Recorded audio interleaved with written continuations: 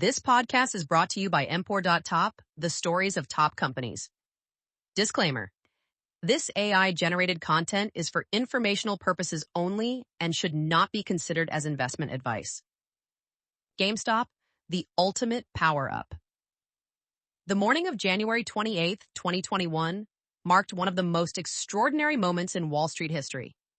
GameStop's stock reached a pre-market value of over $500 per share, $125 split adjusted, nearly 30 times the $17.25 valuation at the beginning of the month. Hedge funds were hemorrhaging billions.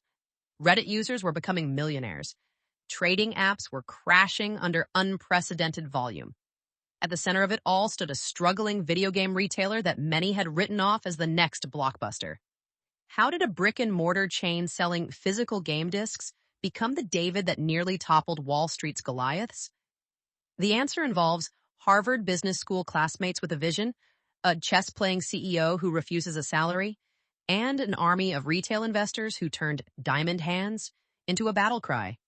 This is the story of GameStop, a company that survived the digital apocalypse, not through brilliant strategy, but through becoming something far stranger, a symbol. The year was 1984. While Apple was launching the Macintosh and telling the world to think different, two Harvard Business School classmates were thinking about something more specific: how to capitalize on the nascent personal computer revolution. James McCurry and Gary M. Kusin founded Babbage's, naming their venture after Charles Babbage, the 19th century mathematician who conceptualized the first mechanical computer. The choice was deliberate, and they saw themselves as pioneers in a new digital frontier. Their timing seemed perfect. Personal computers were transitioning from hobbyist curiosities to household necessities. But McCurry and Kusin quickly discovered that software, not hardware, held the real opportunity. By 1987, they had made a crucial pivot that would define the company's future. Nintendo had just launched the NES in America, and Babbage's began stocking video games alongside productivity software. The transformation was swift and decisive. Babbage's went public in 1988, riding the wave of Nintendo mania that was sweeping suburban America. By 1991, video games accounted for 2/3 of sales, a complete reversal from their original business plan. The Harvard MBAs had stumbled into something far more lucrative than spreadsheet software. They had discovered that America's children, and increasingly adults, would pay premium prices for digital entertainment. What made Babbage's special wasn't just timing, it was location strategy. While competitors fought for real estate in urban centers, Babbage's focused on strip malls and suburbs where families with disposable income lived. Each store became a destination, a place where kids dragged their parents on weekends, where the latest gaming magazines were devoured, where employees actually knew the difference between a JRPG and a platformer. This wasn't just retail, it was community building, decades before anyone would use that term in a business context. The 1990s brought both opportunity and crisis. In 1994, Babbage's merged with Software, etc. to form NeoStar Retail Group, creating a gaming retail powerhouse. But the consolidation came with over-leveraged balance sheets and operational chaos. By 1996, NeoStar was bankrupt. Killed not by digital distribution, that threat was still years away, but by old-fashioned financial mismanagement. Enter Leonard Riggio, the Barnes & Noble founder who understood something fundamental about specialty retail. Success came from dominating a niche, not diversifying away from it. Riggio purchased NeoStar's assets for just $58.5 million in 1996, a fraction of what the company had been worth just 2 years earlier. Under Barnes & Noble's ownership, the pieces started coming together. The acquisition of Babbage's, etc. for $215 million in 1999 was followed by the $160 million purchase of Funkoland in 2000. The masterstroke came with the rebrand. GameStop wasn't just a new name, it was a statement of intent. This would be the definitive destination for gaming. The 2002 IPO raised the capital needed for aggressive expansion. Barnes & Noble retained control but gave management the autonomy to pursue an audacious goal: become to video games what Blockbuster was to movies. By the time Barnes & Noble spun off GameStop in 2004, making it fully independent, the foundation for an empire was complete. The company had over 1,500 stores, a recognized brand, and most importantly, a business model that seemed unassailable. Physical game sales were growing double digits annually. The PlayStation 2 was the fastest-selling console in history. Gaming was going mainstream, and GameStop was perfectly positioned to capture the profits. Independence unleashed GameStop's ambitions. The 2005 acquisition of electronics boutique, EB Games, for $1.44 billion wasn't just about adding 4,250 stores across Australia, Canada, Europe, and New Zealand. It was about achieving global scale before anyone else could. Management understood that in retail, there would be one dominant player per region, and GameStop intended to be that player everywhere. The international expansion continued with surgical precision. The 2007 acquisition of Rhino Video Games' 70 stores from a struggling Blockbuster provided entry into new markets at fire sale prices. The crown jewel came in 2008. French retailer Micromania for $700 million, establishing GameStop as the dominant force in European gaming retail. But what truly drove profits wasn't new game sales. It was the ingenious pre-owned business model. GameStop would buy used games for $5.10 and resell them for $25.40, achieving margins that made other retailers envious. The Circle of Life program pushed employees to convert every new game purchase into a future trade-in. Power-Up Rewards members got extra trade-in credit, ensuring customer loyalty. Publishers hated it. They saw no revenue from secondary sales. But customers loved the value proposition. At its 2008 peak, GameStop operated over 6,000 stores globally. Same-store sales grew consistently. The company generated over $1 billion in operating cash flow. J. Paul Raines, who became CEO in June 2010, inherited what seemed like an unstoppable retail machine. Wall Street loved the story. A specialty retailer with 30% plus margins, subscription revenue from warranties and memberships, and a moat that seemed impregnable. The numbers were staggering. GameStop controlled an estimated 25% of the global video game retail market. On major game releases, publishers had no choice but to work with GameStop for midnight launches and exclusive pre-order bonuses. The company's buyers could make or break smaller titles just by deciding how much shelf space to allocate. This was power, real, tangible market power that translated into exceptional financial returns. The first cracks appeared around 2011. Steam, Valve's digital distribution platform, had quietly grown to 30 million users. Microsoft and Sony began selling full games directly through Xbox Live and PlayStation Network. The threat wasn't immediate. Digital downloads still required hours with typical internet speeds, but the writing was on the wall. Management's response revealed a troubling lack of vision. Instead of embracing digital transformation, GameStop tried to diversify away from it. The acquisition of Simply Mac stores attempted to leverage retail expertise into Apple products. Spring Mobile aimed to capitalize on the smartphone boom. The push into collectibles. Everything from Funko Pops to gaming t-shirts tried to find products that couldn't be digitized. Each pivot failed for the same reason. GameStop was trying to be something it wasn't. The Simply Mac stores couldn't compete with Apple's own retail experience. The mobile phone business was already dominated by carrier stores. Collectibles, while showing promise, could never generate the volume needed to offset declining game sales. Meanwhile, the core business was rotting. Digital game sales grew from 20% of the market in 2010 to 50% by 2015. Pre-owned game revenue, the company's profit engine, began declining as players kept their digital libraries forever. Store closures began slowly. A few dozen in 2012, accelerating to hundreds per year by 2015. Management insisted these were optimization efforts, closing only underperforming locations. But employees knew better. District managers were being laid off. Store hours were being cut. The generous trade-in values that drove the pre-owned business were being reduced to preserve margins. The death spiral had begun. The GameStop story might have ended like so many other retail casualties. A quiet bankruptcy, some private equity vultures picking at the corpse, a few nostalgic news articles. But in mid-2019, something unexpected happened. Michael Burry's Scion Asset Management purchased over 3% of GameStop, arguing the company was undervalued, even accounting for its challenges.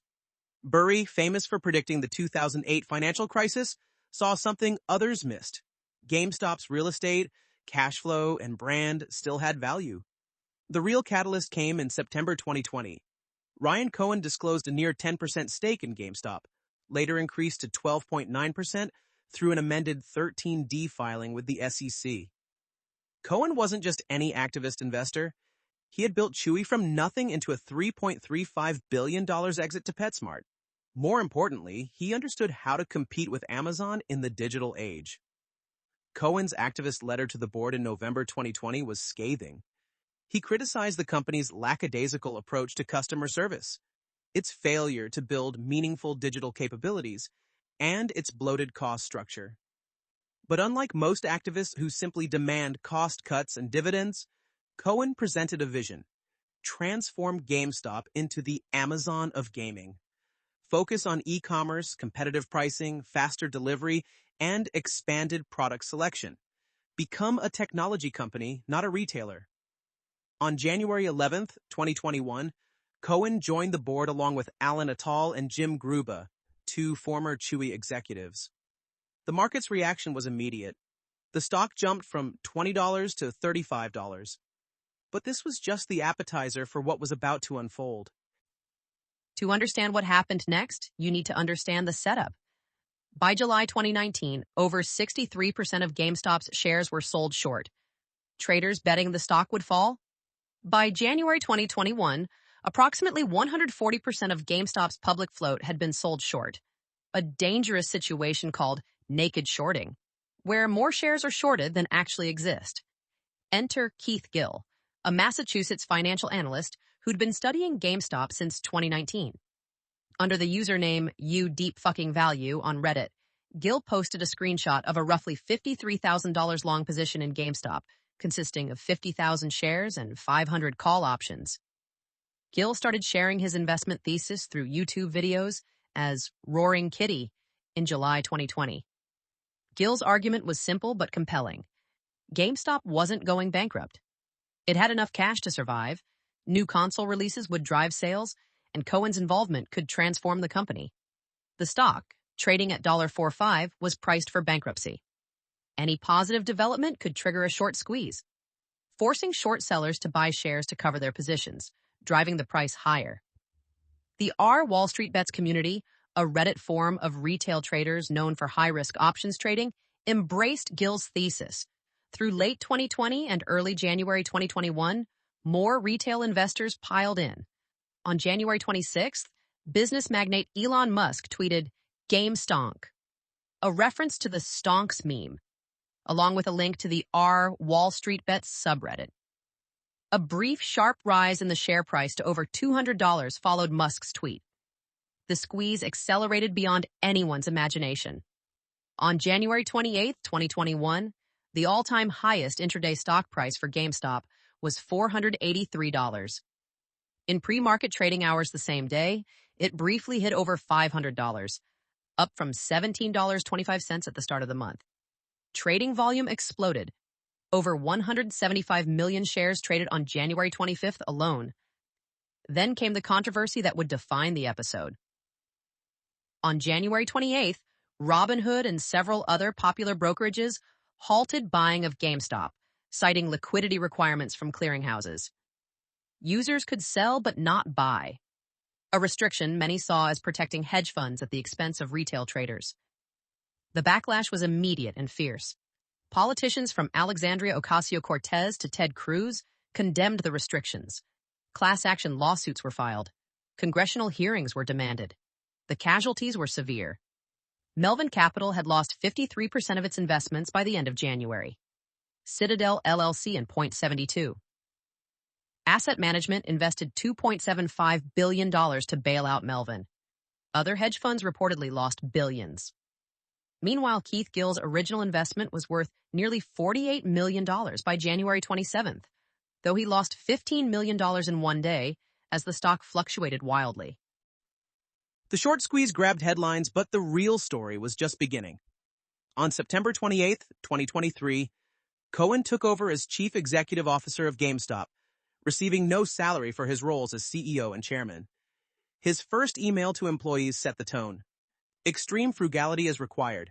Every expense at the company must be scrutinized under a microscope and all waste eliminated. Cohen's transformation was ruthless in its efficiency. Since joining the board in 2021, the company closed 1,700 underperforming stores, nearly a third of its footprint. Layers of management were eliminated. Unprofitable ventures were shut down. The European operations were largely wound down, with the company exiting Italy entirely and closing German stores. The financial engineering was equally dramatic. GameStop eliminated its long-term debt completely. Multiple share offerings during price spikes raised billions in cash. By early 2025, the company held approximately $4.775 billion in cash and marketable securities, a war chest that gave it flexibility most retailers could only dream of. The results spoke for themselves. For fiscal year 2024, net sales were $3.823 billion, compared to $5.273 billion in fiscal 2023. But net income was $131.3 million, compared to just $6.7 million the prior year. Revenue was down, but profitability was up. Cohen had successfully transformed GameStop from a growth story to a value play. But the boldest move came in May 2025. GameStop purchased 4,710 bitcoins worth $512.6 million at Bitcoin's price of $108,837. The purchase signaled a dramatic shift. GameStop was no longer just a retailer, but was positioning itself as an investment company, following the playbook of MicroStrategy, now called Strategy, which had seen its stock soar by accumulating Bitcoin. The market's reaction was mixed. Some saw it as a desperate attempt to remain relevant. Others viewed it as brilliant capital allocation, using the inflated stock price to raise cash, then deploying that cash into appreciating assets. Cohen himself remained characteristically cryptic, refusing interviews and communicating primarily through meme-filled tweets. Michael Porter's framework reveals why GameStop's traditional business model was doomed from the start. Supplier power, absolute dominance. Sony, Microsoft, and Nintendo hold all the cards. They control product allocation, pricing, and increasingly distribution through their own digital stores. GameStop needs them far more than they need GameStop. The console makers can, and have, cut retailers out entirely through digital sales. Buyer power, infinite alternatives. Gamers can purchase from Amazon, often cheaper and delivered same day, directly from PlayStation Store or Xbox Marketplace, instantly, or from big box retailers like Walmart and Best Buy. GameStop offers no unique value proposition beyond nostalgia. Threat of substitutes? Existential. Digital downloads aren't just a substitute. They're a superior product for most consumers. No physical storage needed, instant access, can't be lost or damaged, often cheaper during sales. Game Pass and PlayStation Plus offer hundreds of games for a monthly fee, destroying the value proposition of both new and used game sales. New entrants, low barriers, declining market. Anyone can sell video games. It requires no special expertise or infrastructure. But more importantly, why would anyone enter a declining market? The physical game retail space is shrinking rapidly, discouraging new competition. Competitive rivalry, intense but irrelevant. Best Buy, Walmart, Target, and Amazon all sell games, often as loss leaders to drive traffic. They can afford to undercut GameStop because games are a tiny portion of their business. GameStop, meanwhile, has nowhere else to go. The 5 forces analysis makes clear. GameStop operates in a structurally unattractive industry getting worse every year. No amount of operational excellence can overcome these fundamental challenges.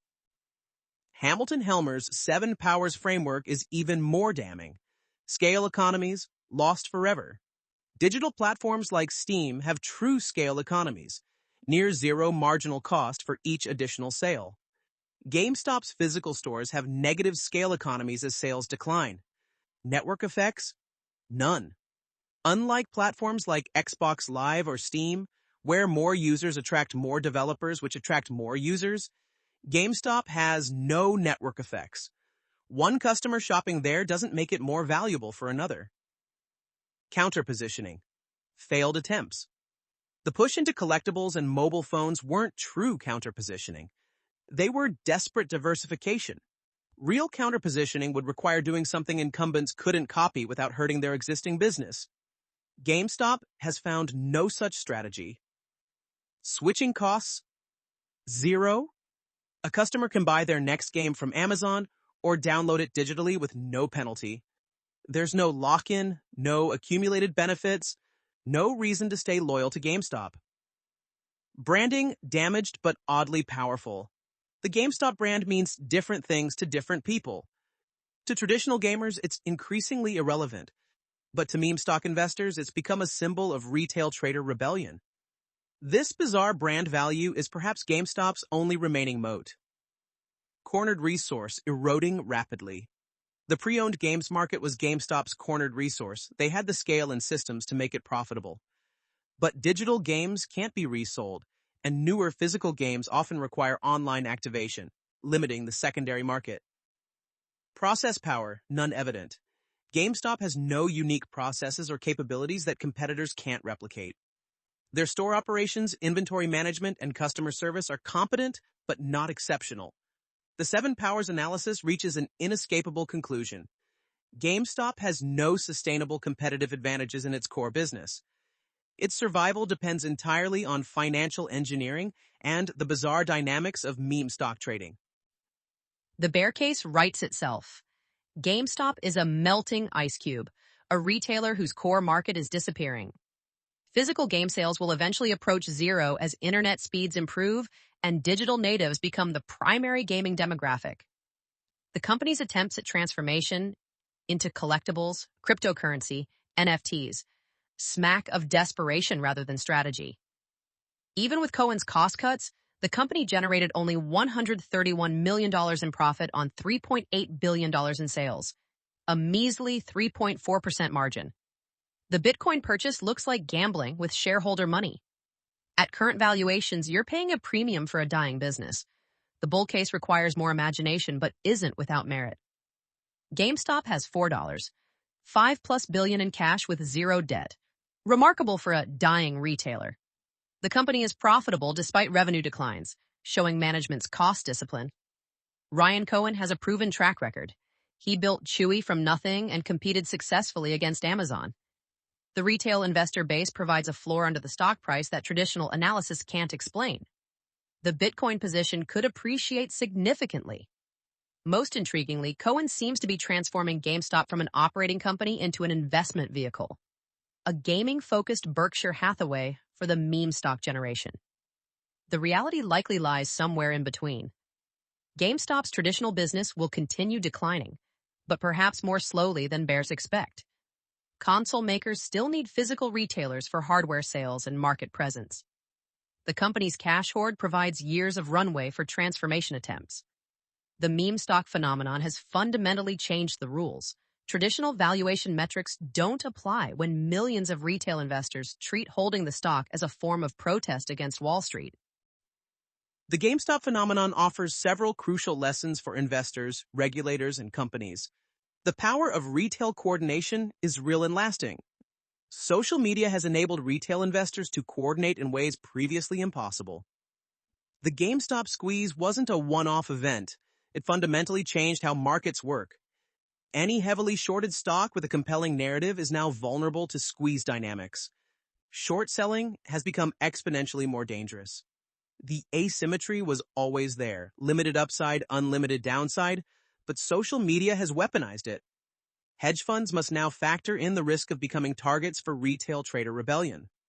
The days of safely shorting struggling retailers into bankruptcy are over.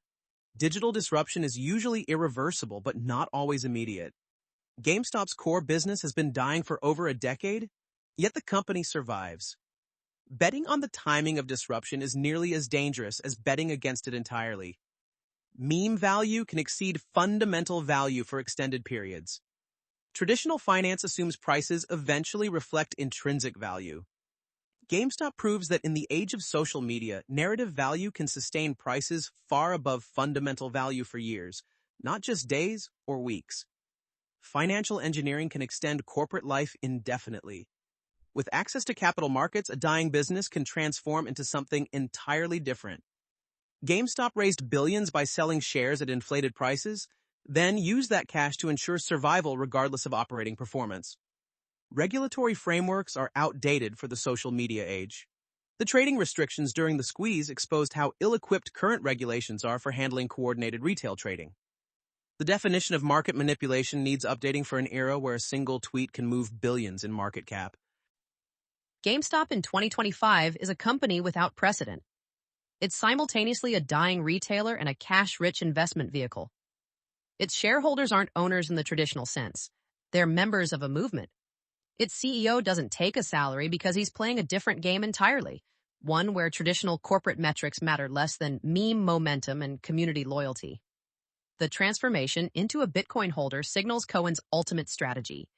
GameStop is becoming a permanent capital vehicle for the retail investment revolution.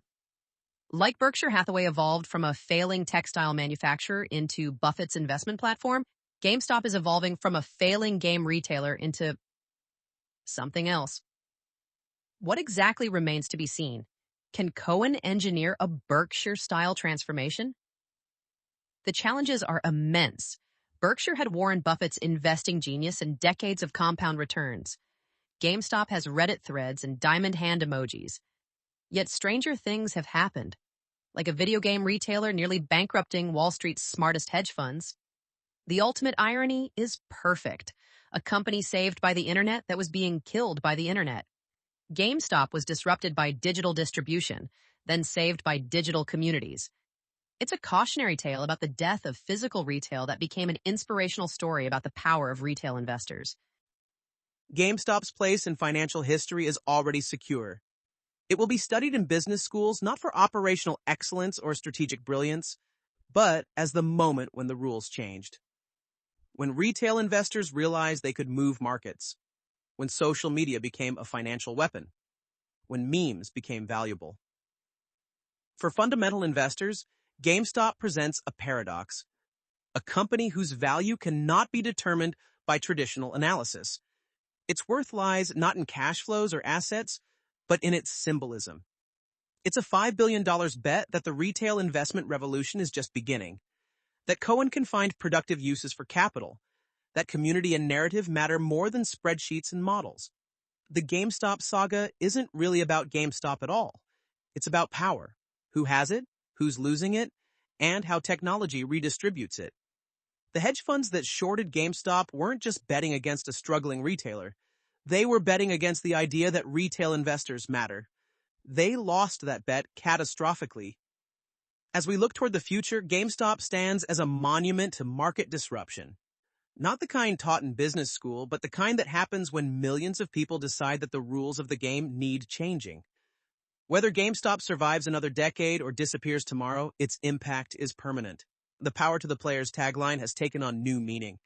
The players aren't just gaming anymore, they're trading and they're winning. The game has stopped being predictable. And perhaps that's the most valuable lesson of all. This podcast is brought to you by Emperor.top, the stories of top companies. Disclaimer: this AI-generated content is for informational purposes only and should not be considered as investment advice.